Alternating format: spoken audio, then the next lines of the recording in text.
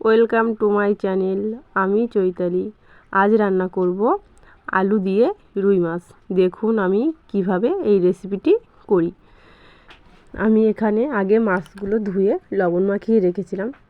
তারপরে এখন হলুদ গুঁড়ো আর একটু কাশ্মীরি লঙ্কার গুঁড়ো মাখিয়ে নিলাম মাছগুলো ভাজার জন্য। দেখুন কড়াই বসিয়ে দিয়েছি, তেলটা গরম হয়ে গেছে। আমি মাছগুলো সব ভেজে নেব, তার জন্যে মাছগুলো তেলে দিয়ে দিলাম। এত ভাব উঠছে, ভালো ক্যামেরাটাই দেখানো যাচ্ছে না। দেখুন আমার মাছগুলো সব দেয়া কমপ্লিট হয়ে গেছে, এক পিঠ ভাজা হয়ে গেছে। মাছগুলো আমি উল্টে দেব, দিয়ে আর একটু ভাজা হলে লাভিয়ে নেব।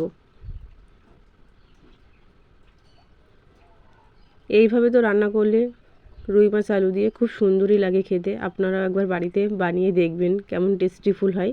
মাছগুলো ভাজা হতে লাগুক, আমি মশলাটা করে নিই। এখানে আদা নিয়েছি, জিরে আর শুকনো লঙ্কা। মাছগুলো ভাজা হয়ে গেছে। দেখুন আমি এখানটায় সেই তেলেই আলুগুলো দিয়ে দিলাম, একটু হলুদ আর লবণ দিয়ে দিলাম আলুগুলো ভাজার জন্যে। দেখুন আলুগুলো ভাজা হয়ে গেছে, বেশ সুন্দর কালার এসছে আলুগুলোতে। আমি সাদা জিরে আর একটি শুকনো লঙ্কা দিয়ে দিলাম, দিয়ে একটু হালকা ভাজা করে নেব। নিয়ে সেই বেটে রাখা মশলাটা দিয়ে দিলাম। এখানে হলুদ গুঁড়ো দিলাম, লবণ দেব, কাশ্মীরি লঙ্কার গুঁড়ো, ধনের গুঁড়ো, মিট মশলা। আমি ওই দুটো আপনাদেরকে দেখাতে পারলাম না, সেই জন্যে। দিয়ে মশলাটা একটু কষিয়ে নিয়ে আলুগুলো ছেড়ে দিলাম। মশলাটার সাথে আর একটু কষিয়ে নেব আলুগুলো হাফ প্রায় ভাজার সময় সেদ্ধই হয়ে গেছে। চন্দ্রমুখী আলু তো বেশি জল লাগে না রান্না করতে।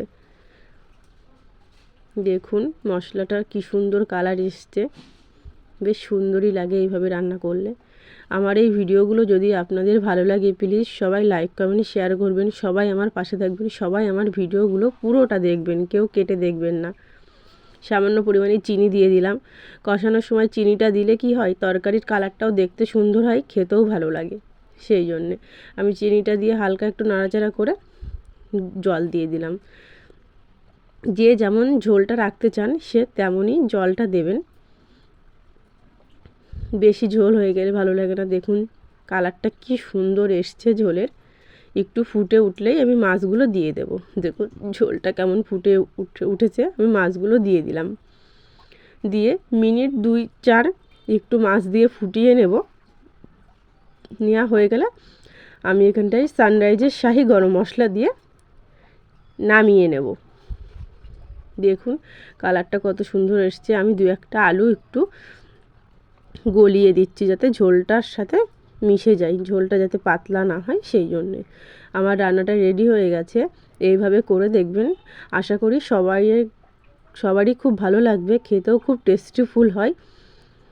এইভাবে রান্না করলে তো অনুষ্ঠান বাড়ির মতনই হয়। দেখুন কি সুন্দর কালার এসছে। এইভাবে আলু দিয়ে রুই মাছ রান্না করে দেখবেন। আমার রান্নাটি ভালো লাগলে সবাই লাইক কমেন্ট শেয়ার করবেন, সবাই আমার পাশে থাকবে।